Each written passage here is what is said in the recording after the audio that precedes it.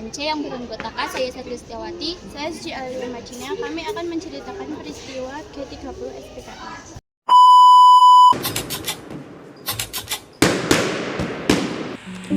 Peristiwa Gerakan 30 September PKI terjadi pada malam tanggal 30 September 1965. Dalam peristiwa tersebut, sekelompok militer di bawah pemimpinan Letkol Untung melakukan penculikan dan pembunuhan terhadap 6 perwira tinggi TNI Angkatan Darat serta memasukkan jenazah mereka ke dalam sumur tua di daerah Lubang Buaya, Jakarta.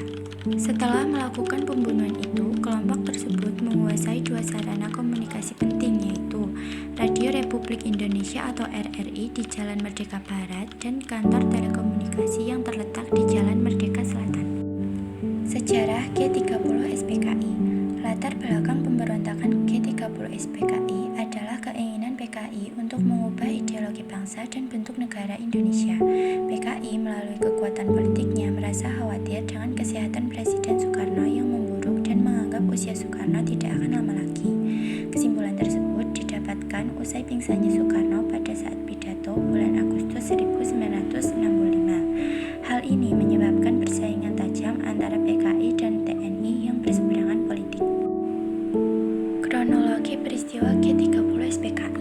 Pada tanggal 30 September 1965, PKI di bawah Letkol Untung melakukan penculikan terhadap para petinggi PKI yang dianggap sebagai Dewan Jenderal yang akan menggulingkan kekuasaan Soekarno.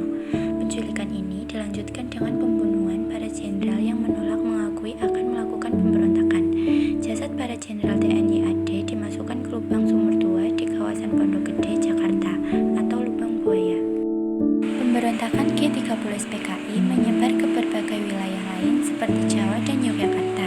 Pada tanggal 1 Oktober 1965, Cakrabirawa di bawah pemimpinan Mayor Jenderal Soeharto dikerahkan guna menguasai RRI dan telekomunikasi, guna menyebarkan kabar Presiden Soekarno dan Abdul Haris Nasution dalam keadaan selamat. Pada tanggal 2 Oktober 1965, operasi berlanjut ke kawasan Halim Perdana Kusuma, tempat PKI mundur dari kawasan Monas. Atas petunjuk polisi Sukitman yang lolos dari pembunuhan PKI, pemerintah menemukan tempat jenazah para perwira TNI di lubang sumur tua atau lubang buaya di kawasan Pondok Gede, Jakarta. Pada tanggal 4 Oktober 1965 dilakukan pengangkatan jenazah para petinggi TNI dan keesokan harinya dimakamkan di Taman Makam Pahlawan Kalibata, Jakarta. Pasca peristiwa tersebut dilakukan penangkapan kepada pihak-pihak yang dianggap terlibat dan bertanggung jawab atas tragedi tersebut. Selanjutnya atas desakan rakyat, PKI dibubarkan dan Soekarno mengeluarkan surat perintah 11 Maret 1966 atau Super Semar yang memberikan mandat ke Soeharto untuk mengambil alih pemerintahan. Soeharto sebagai pemimpin tertinggi kemudian mengeluarkan larangan terhadap PKI dan ormas-ormas di bawahnya. Hingga kini tanggal 30 September diperingati sebagai peringatan pemberontakan G30 SPKI. Tujuan G30 SPKI. Gerakan 30 September PKI memiliki tujuan yang menjadi perdebatan dan interpretasi berbeda. Namun beberapa tujuan umum yang dihubungkan dengan gerakan ini adalah: 1. Pengambil alihan kekuasaan. Tujuan utama gerakan ini diyakini adalah untuk mengambil alih kekuasaan pemerintahan di Indonesia. Anggota gerakan ini diduga terhubung dengan PKI, berupaya melalui tindakan kudeta untuk merubah tata kelola politik negara sesuai dengan pandangan ideologi mereka. 2. Mendukung agenda komunis. PKI adalah partai komunis yang memiliki pandangan sosialis dan komunis.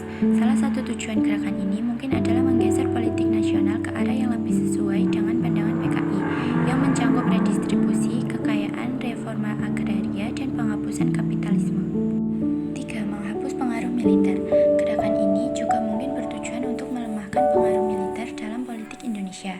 Keterlibatan perwira tinggi militer dalam gerakan ini dapat diartikan sebagai usaha untuk menggantikan struktur kekuasaan yang ada dengan kekuatan yang lebih sesuai dengan ideologi komunis. 4. Menghapus faksi-faksi tertentu. Ada juga pandangan bahwa gerakan ini bertujuan untuk menghilangkan faksi-faksi tertentu dalam militer atau politik yang dianggap tidak sejalan dengan tujuan gerakan atau PKI. Pembunuhan perwira tinggi militer mungkin juga diartikan sebagai langkah untuk mengurangi resistensi terhadap perubahan politik yang direncanakan. 5. Menciptakan perubahan sosial.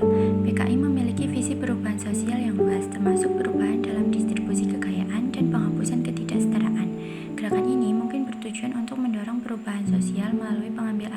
pemerkosaan, dan implementasi kebijakan-kebijakan komunis. Perwira yang gugur. Dalam peristiwa gerakan 30 September PKI, 7 perwira tinggi militer Indonesia tewas sebagai hasil dari serangan yang terjadi. Para perwira yang gugur adalah 7 pahlawan revolusi G30 SPKI. Jenderal Ahmad Yani. Beliau lahir di Jenar, Purworejo, 19 Juni 1922. Beliau adalah seorang petinggi TNI Angkatan Darat masa Orde Lama. Beliau pernah difitnah bahwa beliau akan menjatuhkan Presiden Soekarno. Letnan Jenderal Suprapto. Beliau lahir di Purwokerto, 20 Juni 1920. Beliau pernah ikut dalam pertempuran di Ambarawa. Beliau juga pernah menjadi ajudan Panglima Besar Jenderal Sudirman. Letnan Jenderal Siswondo Parman. Beliau lahir di Wonosobo, Jawa Tengah, 4 Agustus 1918. Beliau adalah salah satu petinggi TNI Angkatan Darat masa Orde Lama. Beliau pernah dikirim ke Jepang untuk memperdalam ilmu intelijen. Letnan Jenderal Mas Tirto Darmo Haryono. Beliau lahir di Surabaya, Jawa Timur, 20 Januari 1924. Sebelum terjun ke dunia militer, beliau pernah mengikuti sekolah kedokteran di Jakarta. Mayor Jenderal Donald Isaac Panjaitan. Beliau lahir di Balige, Tapanuli, 9 Juni 1925. Beliau merupakan asisten 4 menteri atau Panglima Angkatan Darat. Beliau pernah memasuki pendidikan militer di Jepang. Beliau juga pernah mendapat tugas belajar di Amerika Serikat. Mayor Jenderal Sutoyo Siswo Miharjo. Beliau lahir di Kebumen, Jawa Tengah, 28 Agustus 1922. Beliau pernah menjadi pegawai negeri di kantor kabupaten di Purworejo. Beliau juga pernah diangkat sebagai ajudan Kolonel Gatot Subroto. Kapten Pierre Tendian. Beliau lahir di Jakarta, 21 Februari 1939. Beliau merupakan ajudan menteri atau staf angkatan bersenjata Jenderal Abdul Haris Nasution. Beliau tertangkap oleh kelompok G30S dan mengaku sebagai Abdul Haris Nasution demi melindungi sang jenderal. Kematian perwira-perwira ini merupakan bagian dari peristiwa tragis yang mengguncang Indonesia pada waktu itu dan membawa dampak yang signifikan terhadap dinamika politik dan militer di negara tersebut.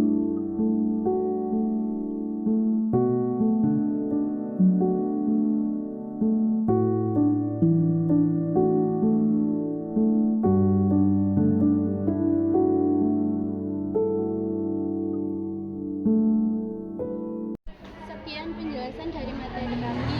Wassalamualaikum warahmatullahi wabarakatuh.